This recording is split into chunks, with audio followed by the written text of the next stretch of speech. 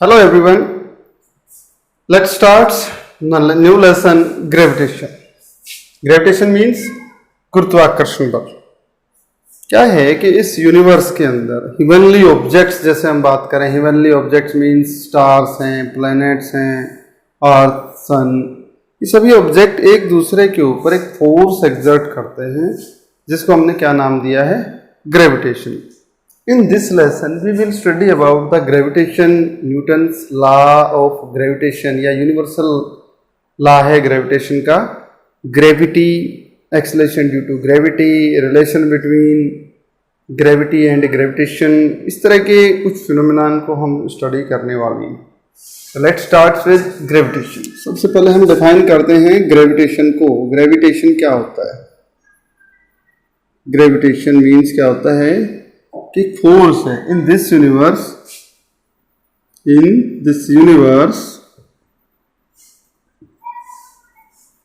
Every massive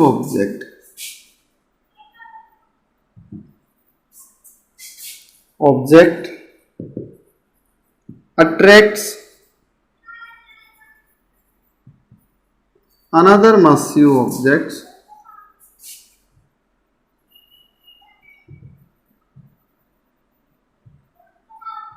with a force called gravitation. इसको हमने क्या नाम दिया है, ग्रेविटेशन. जैसे for example earth exert a force on moon, earth exerts a force on sun, and sun exerts a force on earth, on moon and at every planet. There is a force between every planet and earth and sun. Heavenly objects जो भी हैं उन सब के बीच में आपस में एक फोर्स लगता है जिसको हमने क्या नाम दिया है, जनरली ग्रेविटेशन. अब ये फोर्स की बात करें कि ग्रेविटेशनल फोर्स का मैग्नीट्यूड कितना होता है, ये फोर्स कितना है, इसकी वैल्यू कितनी होती है, किस तरह से इसकी वैल्यू हम कैलकुलेट कर सकते हैं, इसके लिए सबसे पहले न्यूटन ने कैलकुलेट करके बताया. न्यूटन ने अपना लॉ दिया, ग्रेविटेशन लॉ. तो Newton's universal gravitational law, universal gravitational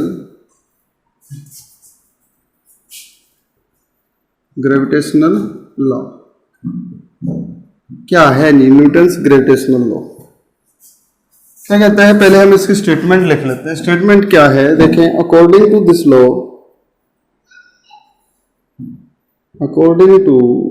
law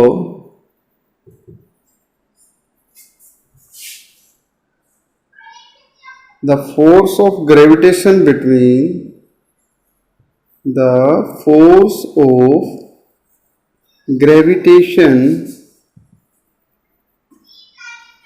between two massive objects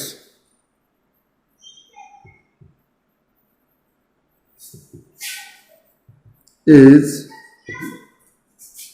directly proportional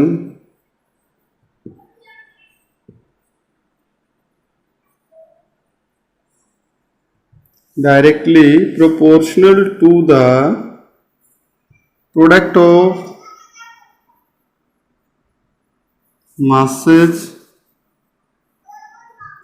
and inversely proportional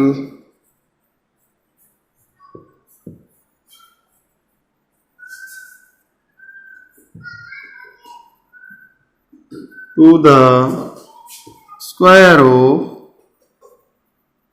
distance between them. अगर देखो इसको कैसे समझें, जैसे हम अज्यूम करें कि एक ये हमारे पास मास है m1 और एक मास हम अज्यूम कर लेते हैं बहुत ग्रेटर है, इवनली मासेज की बात कर रहे हैं, बहुत बड़ा मास है, और इन दोनों मासेज को हमने r डिस्टेंस से सेपरेट किया है. तो according to Newton's law, force is directly proportional to the product of the masses and inversely proportional to the square of distance between them. इन दोनों को कंबाइन कर लेते हैं, इक्वेशन को कंबाइनिंग करें, इन दोनों की कंबाइन किया मैंने इन दोनों इक्वेशंस को, तो क्या आएगा कि force is proportional to m1 into m2 over r square. और हमें पता है कि जहाँ भी प्रोपोर्शनलिटी का साइन आता है फिजिक्स में, तो उस प्रोपोर्शनलिटी के साइन को हमें रिमूव करना होता है और उसकी जगह पे हमें कांस्टेंट लगा देते हैं। यहाँ जब हम प्रोपोर्शनलिटी के साइन को हटाते हैं तो उसकी जगह पे कांस्टेंट यूज करेंगे, और जो कांस्टेंट है capital G, where G is constant of proportionality, constant of proportionality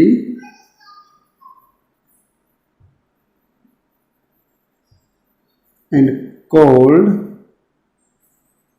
universal gravitational constant, universal gravitational constant। Universal gravitational, universal का मतलब क्या है कि इस जी की वैल्यू होल यूनिवर्स में कहीं भी जाएं पूरे यूनिवर्स में जी की वैल्यू इसकी हमें कांस्टेंट ही मिलेगी, हमें कांस्टेंट ही लेनी है। और value of G is equal to 6.67 into 10⁻⁻11 newton metre square पर केजी स्क्वायर। ये हमारे पास जी की वैल्यू होती है, कितनी है 6.67 इंटू 10⁻⁻11 न्यूटन मीटर स्क्वायर पर केजी स्क्वायर। उसके बाद देखें, अभी हम इसी को स्टडी करने की कोशिश करते हैं, इस लॉ को थोड़ा सा और डेप्थ में समझते हैं। जैसे हम बात करें कि मैं आपसे क्वेश्चन करता हूं, जैसे हम मान लें कि मैंने जो मासेज हैं, प्रॉब्लम देखें, जैसे अगर हम बात करें जो मासेज हैं हमारे पास, इन मासेज को मैं डबल करूं, सेपरेशन को हाफ कर दूं, डबल कर दूं, तो क्या फोर्स के ऊपर इफेक्ट आता है वो देखते हैं। देखें जैसे कि डिस्कशन समझते हैं इसके ऊपर। जैसे फर्स्ट पॉइंट अगर जैसे हम बात करें, if masses are doubled and separation between the masses between them is half,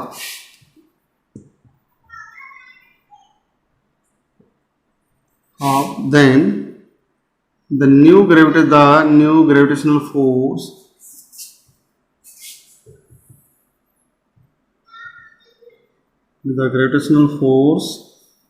will be, क्या होगा, हमें ग्रेविटेशनल फोर्स निकालना है। देखो जर्नली जैसे हमारे पास मासेज कितने हैं, m1 m2 over r square. Simple force ये है हमारे पास g into m1 m2 over r square.